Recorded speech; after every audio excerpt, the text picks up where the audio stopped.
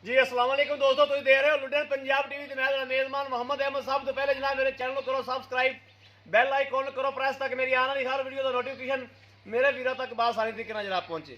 जनाब वीरों वास्ते हमेशा कोशिश करी दी सोहना सुथरा जानवर लैके जनाब आइए। हुण जनाब वीरों वास्ते मेरे वीर देखते पे ने जवान जनाब और जवान जनाब गाय आ और जनाब मेरी नस्लदार जनाब ये मालक को बाद तसल्ली करा के नस्लदार दी और मेरे वीर देखते पे ने साहिवाल नस्ल से जनाब है।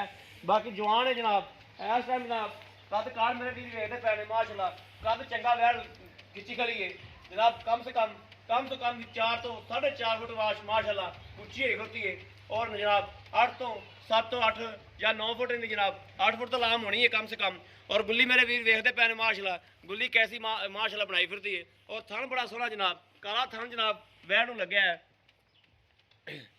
बाकी जनाब विरल शिरल हर चीज़ की पूरी वंड करावागे पूरी जनाब मालक को भी हर गल्ला बात पूछा गए हर चीज़ मेरे वीर वेखते पे ने जानवर किड्डा है खून पित चंगा माशाल्लाह और कदकार चंगा जनाब और टोरा फेरा बैर का चंगा जनाब सब खास जनाब साहिवाल की नस्ल च ए मेरे वीर वेखते पे ने। कई मेरे वीर जनाब साहिवाल नस्ल के बहुत शौकीन ने और जनाब जो शौकीन हजरात ने जो शौकीन मेरे भाई ने सबसक्राइबर ने उन्होंने वास्ते जनाब ये वीडियो लैके हाजिर होया और जनाब जानवर के वीर विखा रहा मेरे वीर वेखते पे ने जनाब चंगा गुल बनाई फिर और थाना जनाब विरलशील चंगी और जो जनाब इंशाल्लाह वकेगी और अल्लाह की मेहरबानी अल्लाह के खास फजलो करम इंशाल्लाह ये सभ्या का बहाना मारेगी अल्लाह की मेहरबानी।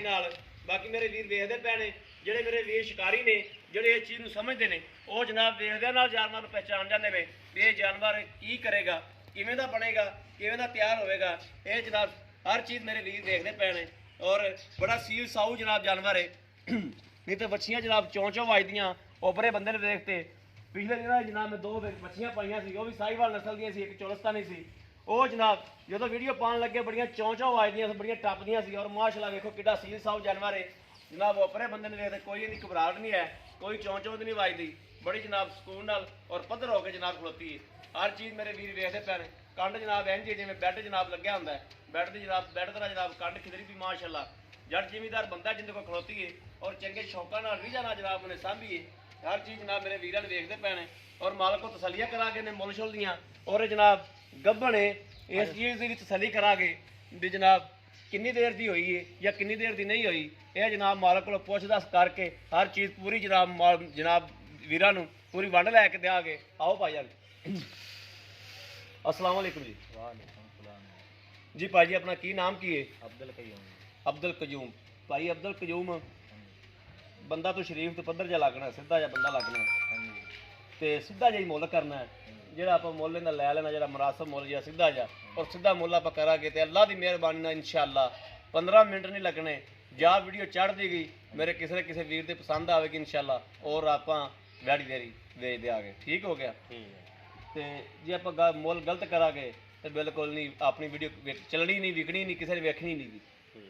पहली गल तो ये दसो ये बनी किन्नी देर की हुई? महीना हो गया भाई। 1 महीना हो गया बनी नूं। हाँ जी ठीक हो गया। ये अगर आप किसी को दईए तसली ना यानी कि इस चीज़ की गारंटी अपनी अपनी इस गल की गारंटी है ना? गारंटी इदा भाई भी अगे अगले दिन नसीब मैंने 1 महीना हो गया झूठ नहीं मारना जी। ठीक हो गया। हाँ जी 20 रखाया सीगा जी हुण ठीक अगे अगले दिन नसीब आ निकल आवे तो 100 बिस्मिल्लाह ना निकले तो ਉਹਦੇ ਨਸੀਬ जी ठीक हो गया बिल्कुल सोहनी गल यानी कि आप फंडर करके हाँ जी देनी फंडर करके देनी जी असं फंडर करके देनी है बनाई है बनी है बनी हैगी आ बनी हैगी है 1 महीना लेकिन असं फंडर करके जनाब देनी है। अगर किसी मेरे वीर की किस्मत की बरात की जे रह जाए ये वगदे दरिया ने जी ये अल्लाह पाक नूं पता इन्हां कमां दा हाँ जी ते अल्लाह पाक ही जानदा है बाकी रह जाए तो उनकी किस्मत ना रहे तो जनाब वैसे जवान है और इस जनाब काबल हुई खलोती है। हाँ जी अच्छा इनका जो मां शां इहदी है सी अपने कोल कर दी मां हाँ माशाल्लाह हैगी सीगी ते मां दी दुध इसे कलर दी सीगी इसे कलर दी सी मां हाँ जी इसे रंग दी इसे रंग बिल्कुल मां रंगी है। मां रंगी है अच्छा इनकी मां की दो शुद्ध करती सी ਦੁੱਧ ਦੀ ਮਾਂ ਥਲੇ ਮੈਂ 10 12 ਗੜਬੀਆਂ ਨਾ ਕੱਢ ਲੈ ਰਿਹਾ ਡੰਗ ਦੀਆਂ ਡੰਗ ਦੀ 10 12 ਕਰਕੇ ਕਰਦੇ ਰਹੇ। ਦਿੱਤੀ ਆ ਬੱਚੀ ਨੂੰ